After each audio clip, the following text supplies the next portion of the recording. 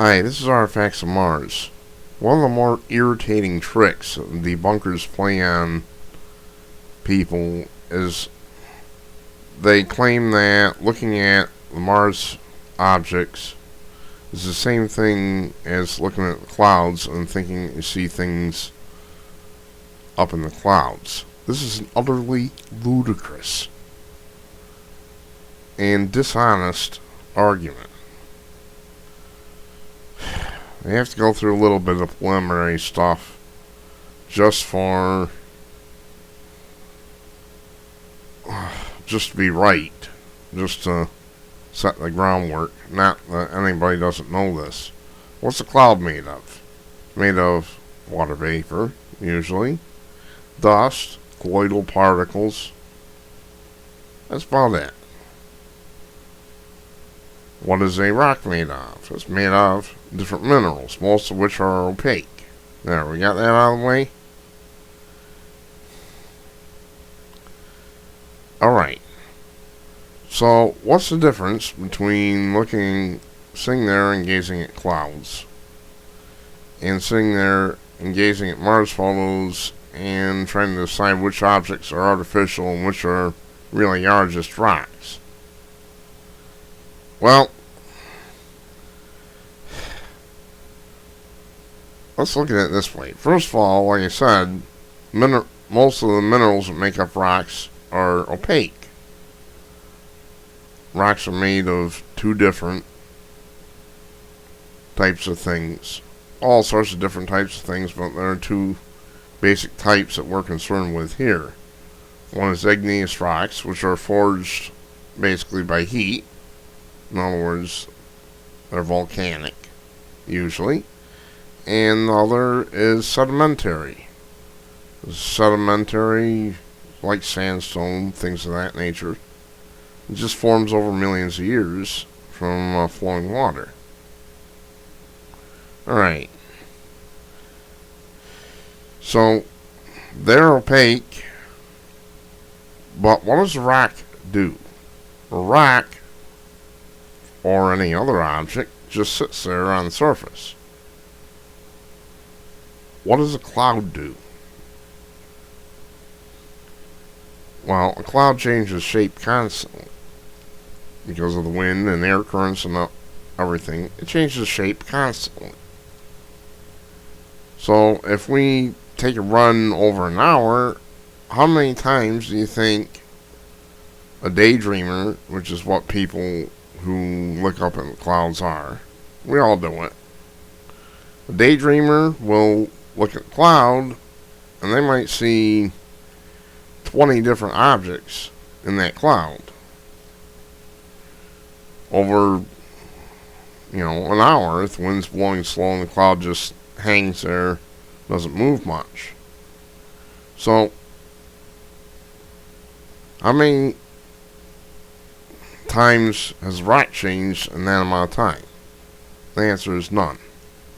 It's going to stay a rock, or an artifact, or a plant, or whatever it is. Unless you're in Japan, there's supposed to be a species of bamboo that you can actually see growing.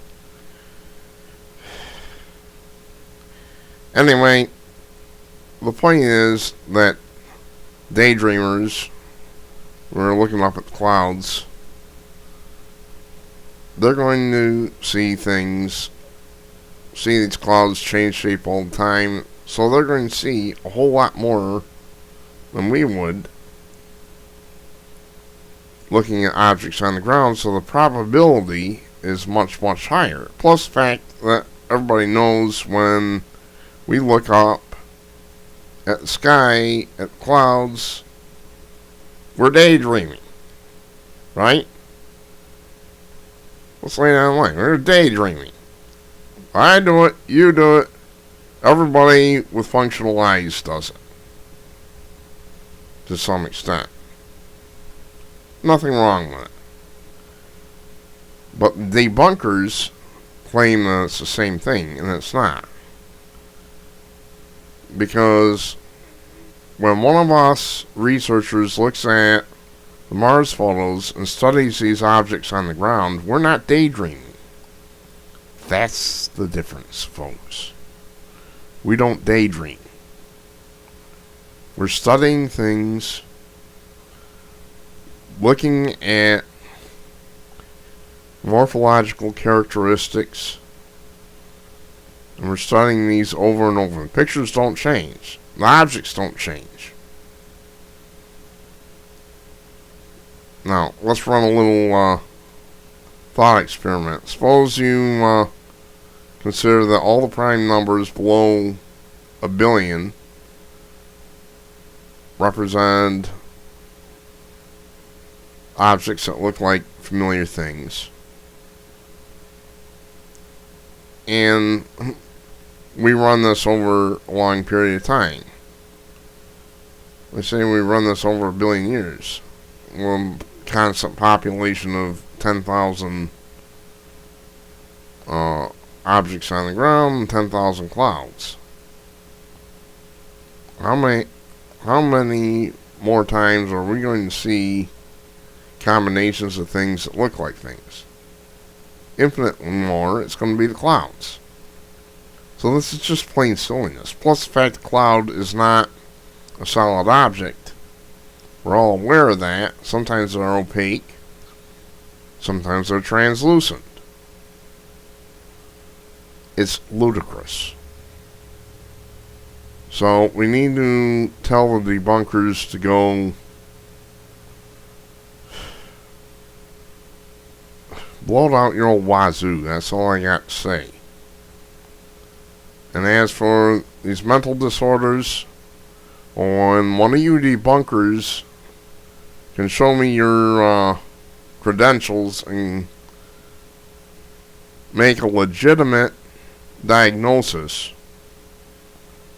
In order to make a diagnosis, you have to have a psychiatric license, psychology license, whatever kind of license they have. You have to be licensed.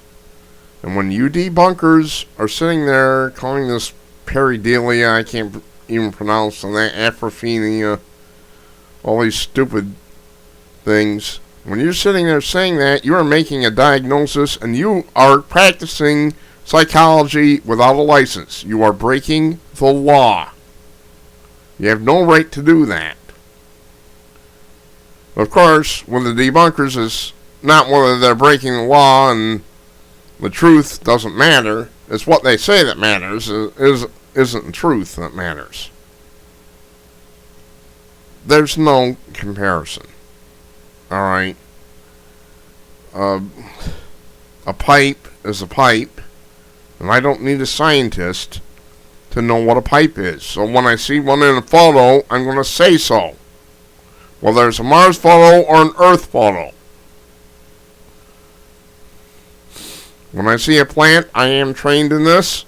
I'm going to call it a plant. And I do not care what the debunkers say. You are a bunch of pathetic losers. So, schließen dein Mund, bitte. I mean, shut your mouth. You don't like the fact that we're showing the public these things? You know where you can go. You can burn straight in hell as far as I'm concerned. Burn in hell. Because the truth, we will show the truth, and the public is starting to get this consciousness about them, I believe, that they know there are artifacts on that planet. And at some point, I think the government is going to be forced to admit this. The problem is that they're the ones, the government is, that has the public's ear. This is the whole problem. Having said that, we're going to get to the... I'm going to do a little teaser for the next one that I'm going to do. The next series of photos. Curiosity, Sol 111, right mastcam. There's some interesting artifacts, and one glaringly obvious plant, and a few other things. We're going to have fun with this one, and we're going to show the truth. You are not being told the truth. Hang on one sec. You are not being told the truth, and it's as simple as that. You're being lied to, and this has to stop. We have to force the government into this mission. Because we pay for these photos, so we own them. Screw anybody who wants to hold these back. That's what I say. I'm Artifacts of Mars. We'll do a little teaser for Sol 111.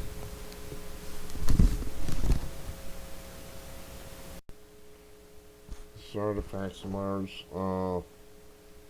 Here's two of the objects. One appears to have a door that fell right off it. I would call that thing a rock if it wasn't for the hollow area and what appears to be a door that fell off it. I'm stumped. I don't know. The other one is kind of half a cylinder. It's got some sort of a knob at the top. Definitely artificial, there's no question. Both these objects, very strange, and there's much more to come, as you'll see. We're going to go on the next one. Here we have a plant that I mentioned. Obviously a plant.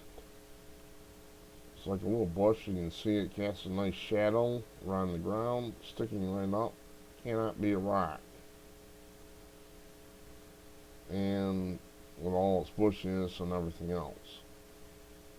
And finally, more artificial objects. One of those vent hoods, it's flat on the right. That's not a rock. I'm sorry. Rocks don't form like that.